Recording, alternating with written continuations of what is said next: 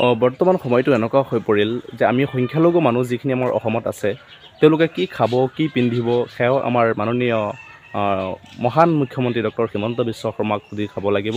কাৰণ ইতিমধ্যে এটা বিল পাছ হৈ গ'ল, যিটো বিল মতে ইয়াকে কোৱা হৈছে যে গোটেই অসমত যিমান আপোনাৰ হোটেল হওক, ৰেষ্টুৰেণ্টে হওক বা কিবা অনুষ্ঠান প্ৰতিষ্ঠানতে হওক, সংখ্যালঘু লোকসকলে গৰু মাংস ব্যৱহাৰ কৰিব নোৱাৰিব। অৰ্থাৎ গো মাতাক হত্যা আৰু নহ'ব। এইটো আমি আদৰণি জনাইছোঁ।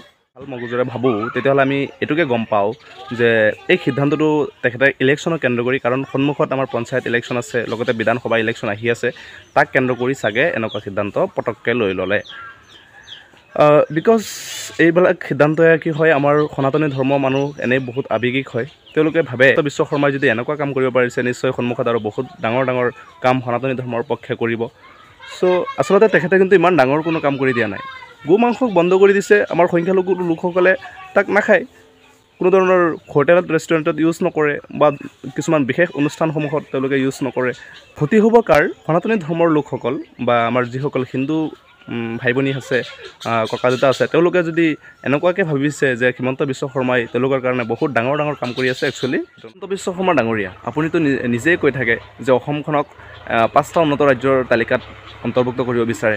চ' এনেকুৱা কামবিলাকে জানো অসমক 5টা উন্নত ৰাজ্যৰ শাৰীত লৈ যাব? নাযায়। কিন্তু আপুনি সেইবিলাক কাম কৰক যিবিলাকে নেকি আমাৰ অসমৰ আন্তঃগাঁথনি, অসমৰ উন্নয়নৰ হকে হয়, সেইবিলাক কাম আপুনি কৰিব পাৰে। আজি চাওক, ভাৰতবৰ্ষৰ আমাৰ সকলোবিলাক ৰাজ্যৰ ভিতৰত কেৰালা ৰাজ্যখন হৈছে আটাইতকৈ শিক্ষিত ৰাজ্য। প্ৰায় 97% মানুহে তাতে শিক্ষিত। কিন্তু কেৰালাত জানো গৰু মাংস বেন কৰা আছে? কেৰালাত কি সনাতনী ধৰ্মৰ লোক নাই নেকি? কিন্তু অসমত হিমন্ত বিশ্ব শৰ্মা ডাঙৰীয়াৰ মূৰত এটা ভাইৰাছ সোমাই গ'ল যে হিন্দুসকলক যদি একচেটিয়া কৰা নহয়, যে অসমত হিন্দু মুছলিমৰ মাজত যদি কণ্ডল সৃষ্টি নকৰে, তেতিয়াহ'লে তেওঁৰ গাদীখন ৰক্ষা কৰিব নোৱাৰে। আৰু হিন্দুক একচেটিয়া কৰিব পাৰিলেহে তেওঁ এই গাদীখনত বহি থাকিব পাৰিব। সেইকাৰণে তেওঁ এনেকুৱা কিছুমান সিদ্ধান্ত লৈ আছে। কিন্তু এইবিলাক সিদ্ধান্তই অসমক কেতিয়াও আগুৱাই লৈ নাযায়। কাৰণ কেৰালাত আজি যদি 97% মানুহ শিক্ষিত হৈছে, তাতেও সনাতনী ধৰ্মক পালন কৰা মানুহ আছে, তাতেও গৰুৰ মাংস বেন কৰা নাই। চ' তেওঁলোক কেনেকৈ আগুৱাই গৈ আছে?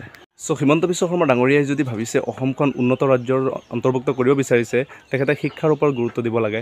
তেখেতে যিবিলাক পিছপৰা জাতি আছে তেওঁলোকক কেনেকৈ আগুৱাই লৈ যাব পাৰি তাৰ কথা গুৰুত্ব দিব লাগে। তেওঁলোকে চাহ বাগানৰ লোকসকলৰ প্ৰতি ভাল নজৰ দিব লাগে। উদ্যোগিক অঞ্চলসমূহ গঢ়ি তুলিব লাগে। উদ্যোগবিলাকত নিযুক্তিৰ প্ৰক্ৰিয়া কৰিব লাগে। তেতিয়াহে অসমখন আগুৱাই যাব। নহ'লে এই গৰু মাংস বেন কৰিলে যদি অসমখন আগুৱাই যায়, তেখেতে কৰক, আমি তাৰ সমৰ্থন জনাইছোঁ। কিন্তু লগতে সেইবিলাক কি হ'ব? অসমীয়া এই বৃহত্তৰ জাতিটোক আগুৱাই লৈ যাব। অসমীয়া জাতিটোৱে যদি পিছ পৰি থাকে, এই গৰু মাংস বেন কৰিলে জানো জাতিটো আগুৱাই যাব পাৰিব? ইতিহাস সাক্ষী আছে, আমাৰ গোটেই অসমীয়া বৃহত্তৰ জাতিটোক ভাগ ভাগ কৰিবলৈ বহুত শক্তিয়ে অৰিহণা যোগাইছিলে। কিন্তু সেই গোটেই শক্তি পৰাভূত হৈ গ'ল। চ' আমি অতীততে এক হৈ আছিলোঁ, এতিয়া এক হৈ আছোঁ, আৰু ভৱিষ্যতলৈ গোটেই অসমীয়া জাতিটোৱে কি হ'ব লাগে? এক হৈ থাকিব লাগে। হিন্দু মুছলিম আমাৰ মাজত যি ভাতৃত্ববোধৰ এনাজৰীডাল অতিকৈ শক্তিশালী হ'ব লাগে। চ' আজিৰ ভিডিঅ'টো এইখিনিলৈকে আছিলে। জয় অসম।